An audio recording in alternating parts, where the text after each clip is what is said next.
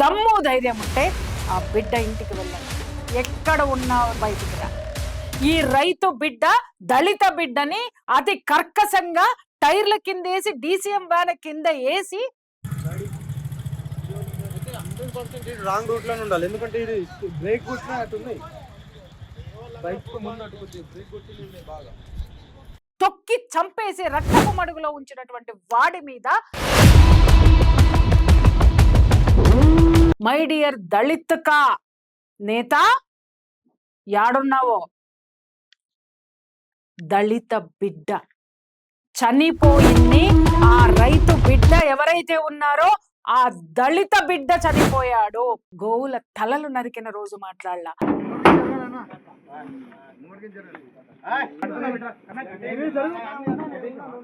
అలాగే మనవాడు అక్కడ టైర్ల కింద పడిపోయి రక్తపు మడుగులో ఉన్నా కూడా మనం మాట్లాడము అనంటే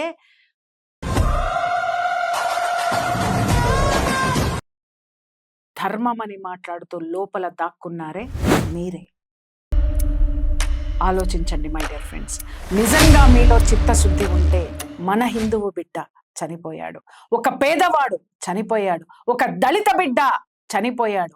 ఇప్పుడు మాట్లాడండి, గొంతులు చించుకొని చెయ్యండి, అక్కడ ధర్నాలు చేయండి, అక్కడ మాట్లాడండి, యూట్యూబ్లన్నీ అక్కడికి వెళ్ళండి, మీడియా మొత్తం అక్కడికి వెళ్ళండి. దమ్ముందా చూస్తా. ఒక గోవును చంపితే వచ్చేటటువంటి లాభము 2 లక్షలు, ఒక మనిషి చనిపోతే కట్టే ఖరీదు 2 లక్షలు. మై డియర్ ఫ్రెండ్స్, నేను మీ ప్రియా చౌదరి.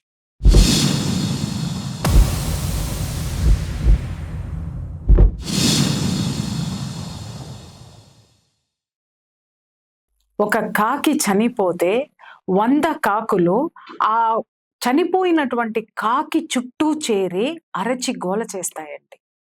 అంటే ప్రపంచానికి తెలియచేస్తాయి తమలో ఉన్నటువంటి ఒక సభ్యుడో సభ్యురాలో ఈ ప్రపంచాన్ని వదిలి వెళ్ళారని, వాటి యొక్క ఆక్రందనని, వాటి యొక్క సంఘటిత భావాన్ని, సంఘీభావాన్ని తెలియచేస్తాయి అన్నమాట.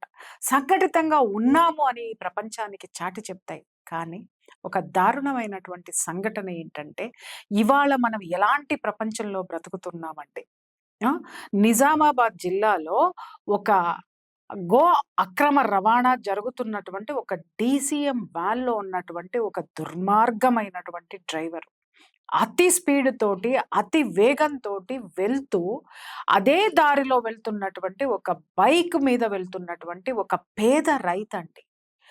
పేద రైతుని దారుణంగా ఢీకొట్టి చంపేశాడు.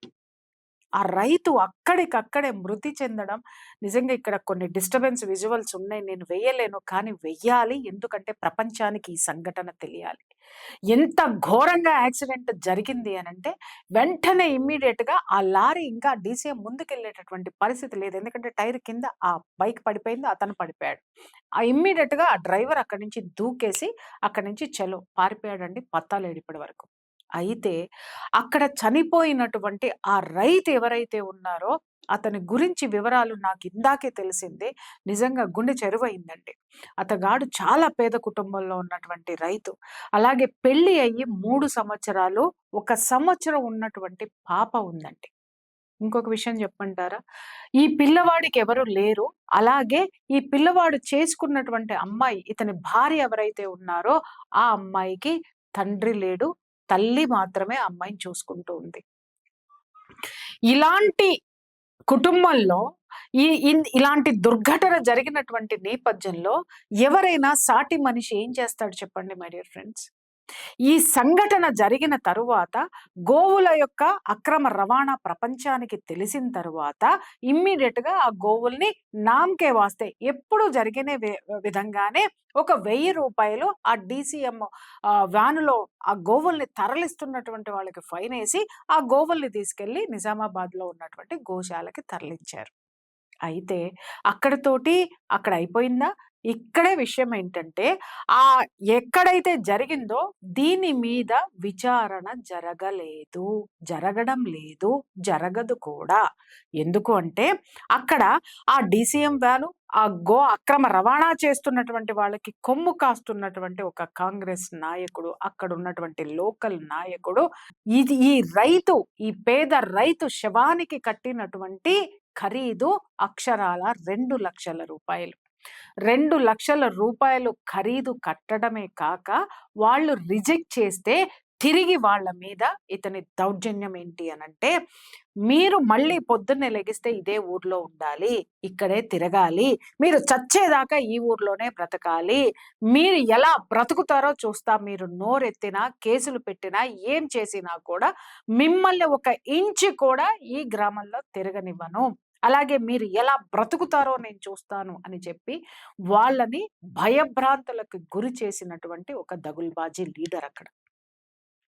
అయితే ఇక్కడ ఈ రాజకీయ నాయకుల్లో ఇలాంటి లత్తుకోరు వ్యవహారాలు, ఇలాంటి వ్యవహారాలు సహజం, చాలా సహజం. ఎందుకంటే అది మనందరికీ తెలిసినటువంటి విషయమే.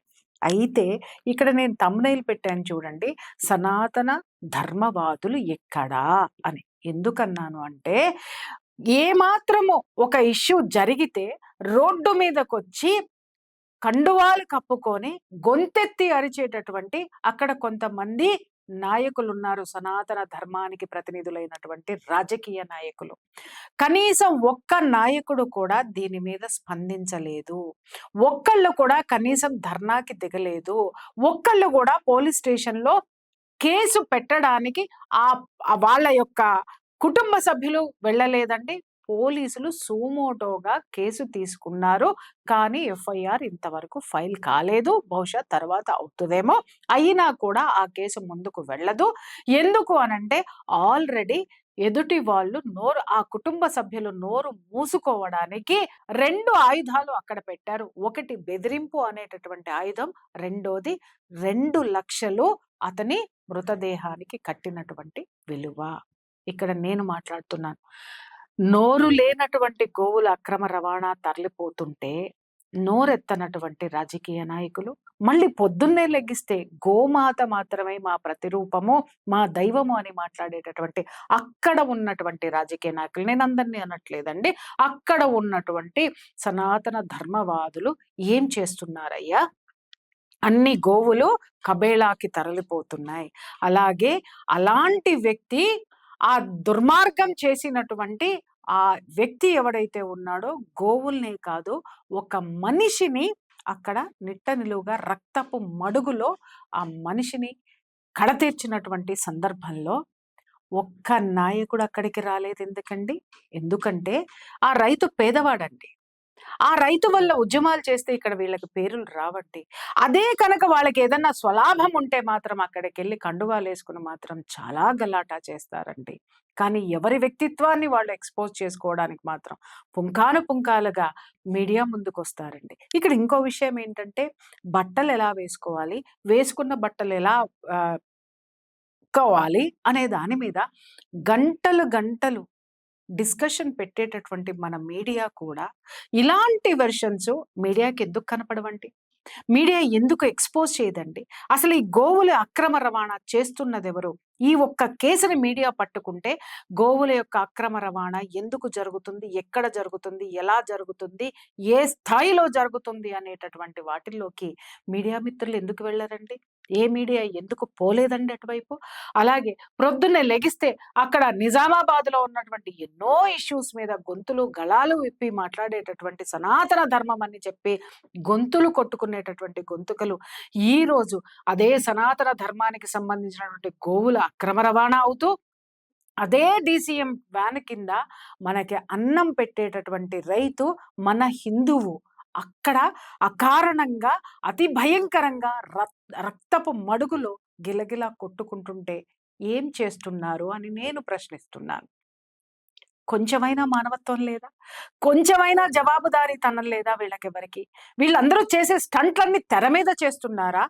వ్యక్తిగత అవసరాల కోసం చేస్తున్నారా? మై డియర్ ఫ్రెండ్స్, అక్కడ ఉన్నటువంటి మిగిలిన హిందూ సంఘాలు ఏం చేస్తున్నారు?